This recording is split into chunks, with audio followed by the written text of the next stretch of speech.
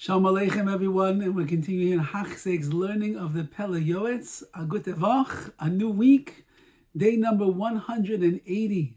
180 days of the Pele Yoetz today. We're speaking about Dibur, about the Koyach HaDibur, the speech that HaKadosh Baruch Hu has given us, how we can magnify our mitzvahs, how we can elevate ourselves, how we can make other people's lives better and enhance and feel good about themselves just from the way that we use our lips, our mouth. And so too when it comes to a mitzvah. We spoke about last time this idea that even when you're doing the mundane activities of life, you should say the words, V'shem kudshe brichu, I'm doing this for the sake of unifying Hashem. And then you can elevate even mundanity, if that is a word, into something that is chashiv and kadosh. Your eating can have kedusha, your physical pleasures can have kedusha, your business can have kedusha, parnasa, everything can be elevated to a place that brings Hashem into the picture. So too when it comes to doing a mitzvah. When you say the words for the sake of the yichud, the unity of the Holy One, HaKadosh Baruch Hu, his Shchinte and his Shechina, you will come to a place where you ma'ira yourself. You awaken and arouse yourself to the world of yira, fear, and the awe of Hashem, and ava, and the love of Hashem. L'yira, what's going to bring you to the yira, the fear of the Rebbeinu Shalom? B'chashvai, when you think to yourself, oili, woe is to me. Ki avonosai avru roishi, my sins are just passing over my head. I have so many sins. I am concerned about all of the sins that I've committed. Maybe the sins that I've committed in my life are going to withhold the ultimate good from me. I won't be zeiche to unify the HaKadosh Baruch Hu and His Shechina through my actions, through my mitzvahs. That would be a terrible thing. We're trying every time that we do a mitzvah, unify Hashem in this world, bring the Shekhinah into this world. What if I did so many sins? There's like a block. There's like a big mechitza between me and the Rebbeinu Shalom, and I can't accomplish that. V'ayim b'Zayar Kodesh Parsha Shmini. Take a look in the Zayar Kodesh in the Parsha Shmini. Shemisas Nadav Avihu, which speaks about the death of the sons of Aaron, Nadav and Avihu.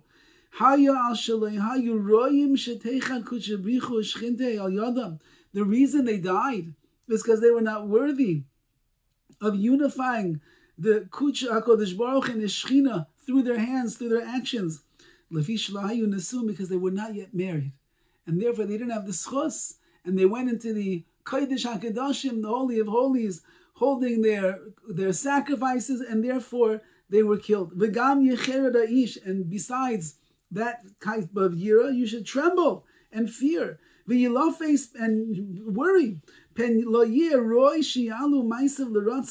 Maybe your actions won't be pleasing before Hashem, or there won't be a pleasing fragrance before the Rebbeinu Shalom, because of the sins that we have committed. Al derech, like it says, Dichsiv in Tehillim, V'lerasha Amar Elokim. Hashem says to the wicked person, why are you busy talking about my Torah and my statutes? You're a rasha. I don't want to hear what you have to say. And besides that, we lack the real kavanah, the real intention for the mitzvahs that we're doing. We don't know, we don't understand, we don't have the right kavanahs, the right intentions. We can't be mechavin karoi. We can't have the right mindset and frame of mind when we do mitzvahs. And because of that, your heart should be humbled. And you should contemplate tshuva.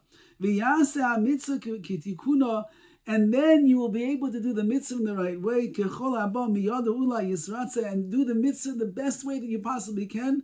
And ulai, perhaps, it will be accepted by the Rebbeinu Shalom. So it's a lot that's going on, says the Pele Yoetz. How could a person be so just easygoing about every mitzvah they do and nothing to worry about? We have what to be concerned about. maybe because of the many sins that we have committed, maybe my mitzvahs are not so glorious to Hashem, not so beloved, not so anticipated. They don't find favor in His eyes, and therefore I'm saying l'shem so that I should have the schus to be ma'ir, to awaken myself and do things in the right way. V'gam yisar la'ava, and so too you'll be awakened to ava, to the love that you have of Hashem. Listen to these beautiful words. If we would keep this in our mind, we'll be such happier people in this world. B'chashrei, when you think to yourself the following: Ashrei Yilud Isha, fortunate is a person that is born from flesh and blood. Asher be'afar yisoida, his foundation is dust. Shezoiche, he merits, v'yesh beyonda ligroim yichud kucha bichu shchinte. He has the schus to bring about the unification of HaKadosh Baruch Hu and His Shechin in this world. V'lasa is nachas ruach lemelech ha'olam, and give great nachas ruach, great pleasure, spiritual bliss to the King of the universe. The chesed gadol, this is a tremendous chesed.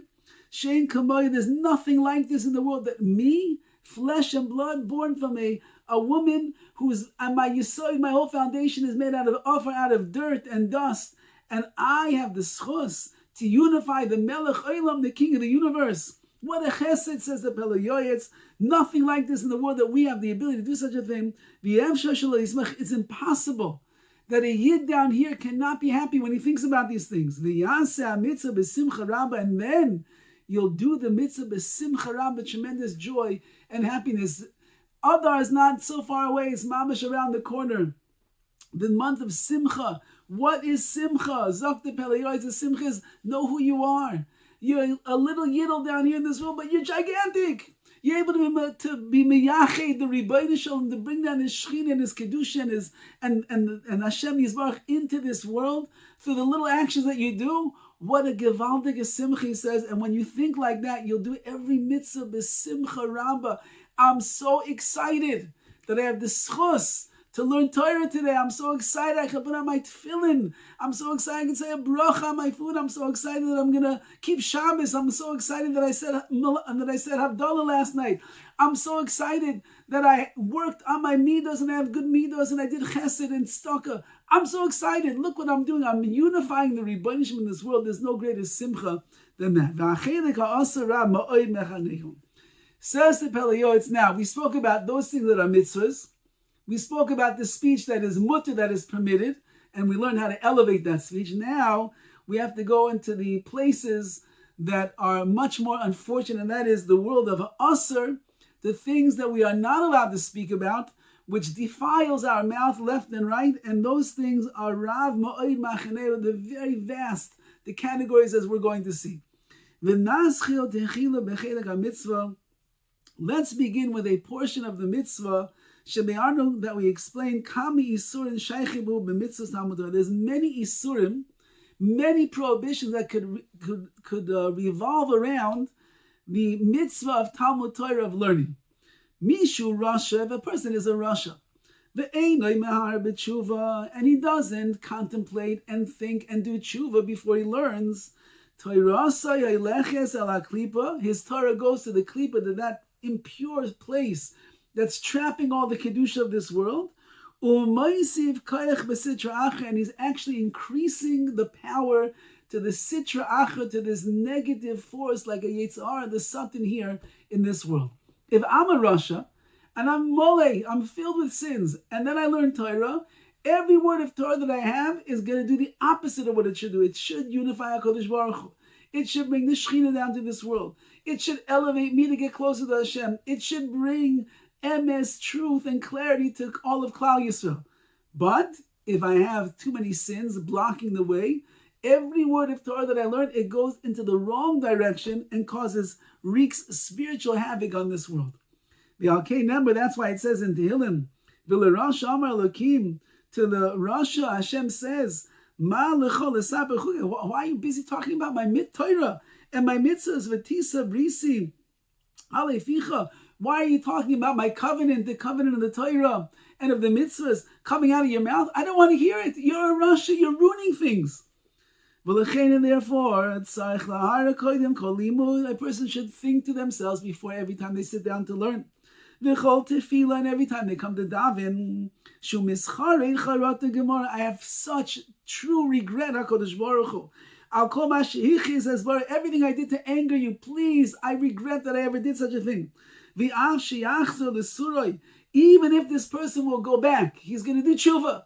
He's going to learn without getting angry. And then it's going to be over. He's going to walk into his house and his wife forgot to cook food, didn't make dinner. His kids left a mess. And the guy goes, how could you do such a thing? Even though he's chayzel the surah, even though he goes back to the place where he was before, nevertheless, the Rishoim, the wicked, are filled with regrets, which means you will do tshuva and you will fall back if you're Rasha. Nevertheless, anyone who has real charata, real regret in their hearts and their souls. At